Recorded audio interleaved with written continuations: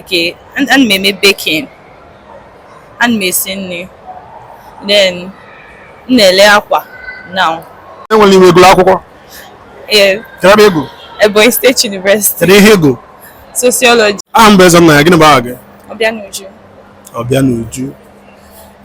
Mụ na gị ga-akpa nkata n'asụsụ Igbo naanị nkeji ise ọ bụrụ ịgbakwa gị bekee nye gị puku iri ọ ga n'ihu.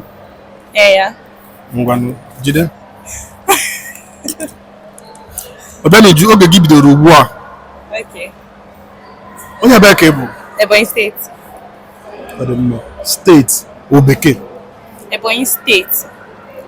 Otu ọbụla ọzọ gị dọtịa ya steeti o bekee kama m ga-enye gị ohere ọzọ ka aga n'ihu. Ebe a na Ebonyi ka isi?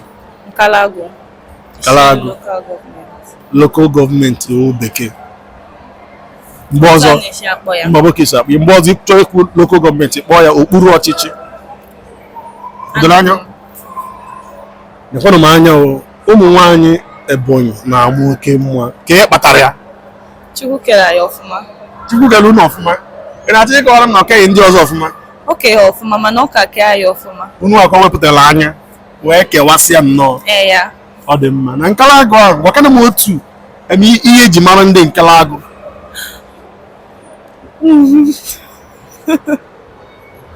Okay, otu ihe. Okay. Otu ihe eji mara ka nye gị ohere ikpeazụ isụzia bekee ọzọ ma na ọwa. Otu ihe eji mara ndị Nkalagu bụ na ha na-ebi n'udo. Ha bụ obodo na-enweghị eze mana ha na-ebi n'udo. Ndị Nkalagu enweghị eze? Yes. Onweghị eze na yes bịa ewetara gị yes nke a agaghị ego m mana chọrọ ị na-achọkwa inye m ekwentị gị chọrọ ihe ikwu ugbu a nwe ka o si dam na ntị na ndị Nkalagu enweghị eze. For over na-ekwu a na-agụ m gị ego m kwubezie ka o si masị gị. For over 15 years. Unu enweghị eze gịnị kpatakwala ya? I just nweta ọfụrụ. Anwetala eze ugbu a? Yeah. Aka m asị maka ịma na asị na obodo na-enweghị eze na ọnwụ ike na-emelụ ha alụ ajọ ihe dị iche iche. Kakwa asị na-abụ na kemgbe nne nwe eze unu na-ebikwa ọfụma. A na-ebi n'udo. Onweghị ajọ ihe na-eme n'obodo. Mana ọ ka mma ka unu si nwetagodo eze nke ikpeazụ a. Ọ ka mma maka o nwere some things. Enwe ọtụtụ ihe a na-eme na-adịchara mma but maka na eze adịghị. Mana kịta enwezi eze ọ katụzi mma now. Nke bụ eziokwu. Nna enwere iwe gụrụ akwụkwọ? Kere ego? Ebonyi State University. Kere ihe ego? Sociology. Ị gụchala? Final year. Ị ka na-agụ? Yes. Enwere iwe kere ebe ị na-afụ onwe gị ka nwaanyị ga-anụ di n'ọdịnihu?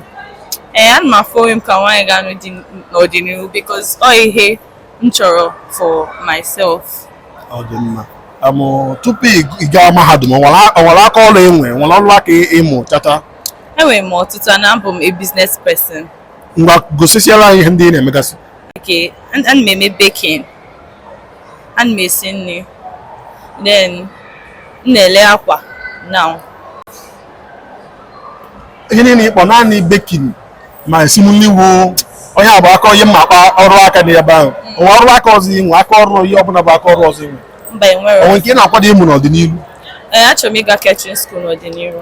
Ka e jee mụzuo ya amụzụ ka esi esi ife. Ka esi emekwa ihe. Ọ dị mma. Ọ bụ na dibịa gị ugbu a ị na-afụ onwe gị ka onye ga-eje? Ọ bụ na dibịa nke taa nke echi na-afụ onwe gị ka onye ga-elekpu ya anya jewe?